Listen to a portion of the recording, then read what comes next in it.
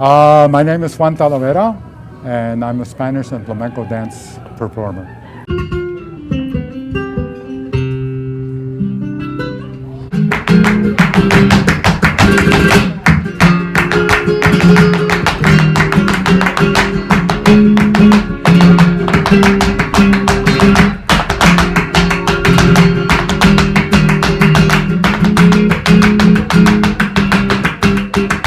My background in flamenco started when I was 13 years old. I learned a little bit of Spanish dancing, Mexican dancing, and when I was 13, they took me to a studio where they were showing and teaching flamenco. And I remember walking up the stairs and hearing the guitar, and that I had never heard that before, not the flamenco guitar. And then I heard the flamenco singing. And I asked the teacher that took me, I said, what is that? What is it? What is he? He's singing flamenco. And I just told her, so that's what I want to learn. I walked into the room and it was like it grabbed me. And it's been like that ever since.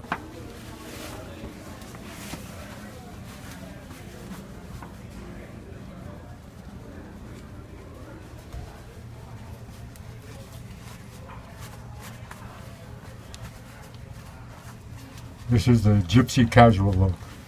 We don't wear flamenco costumes anymore. The high-waisted pants and the ruffled shirt and all that rigmarole.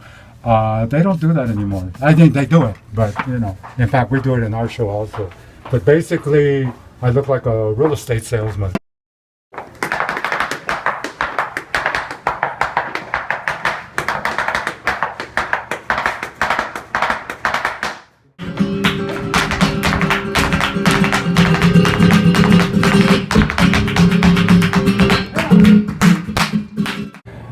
It started out as improvisation. You learn the rhythms, you learn the singing, and basically in flamenco, the guitarist and the singer follow the dancer. We set the tempo, we set the length, we do whatever we want with that tempo. We can go very slow, very fast, very medium, whatever. They're right there with us.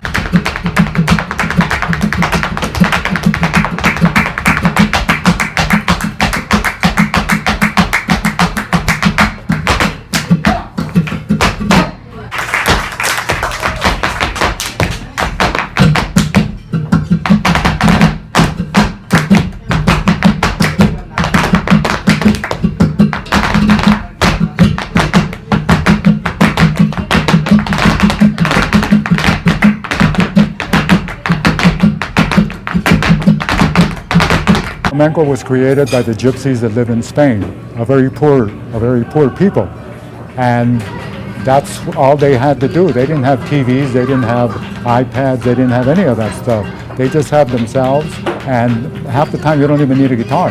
You do it. Just somebody gives you the rhythm, and you just start, improvising with that rhythm. So they didn't need musical instruments. They started doing that. But a lot of times you'll see the older gypsies just dance with the clapping, da, da, da, da, da, da, and they just start, and somebody will start singing to that rhythm. So they start improvising. Now there have been ballet companies and Spanish dance companies and all that, and the things that they do is they choreograph everything, because you can't have 12 people on the stage just going crazy doing whatever they want. They set it all, it's all a choreography. It loses a little bit in the translation because it isn't spontaneous, and you miss that. You miss that.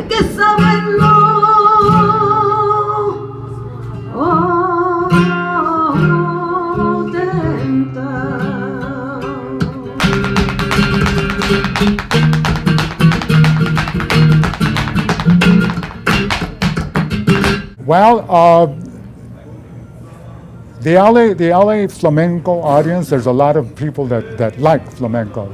And fortunately here in Los Angeles, there's 3 or 4 different places that have flamenco. El Cid being, I think it's the best. I think it has the best artists and the best performers.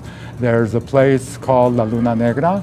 There's a place in Long Beach called Café Sevilla. There's another one called Alegría. They all feature flamenco. Singers, dancers, cajon players, if they can, if they have the budget to do that. So there's a lot of exposure. And usually when the dance companies come from Spain, we fill the theaters for them.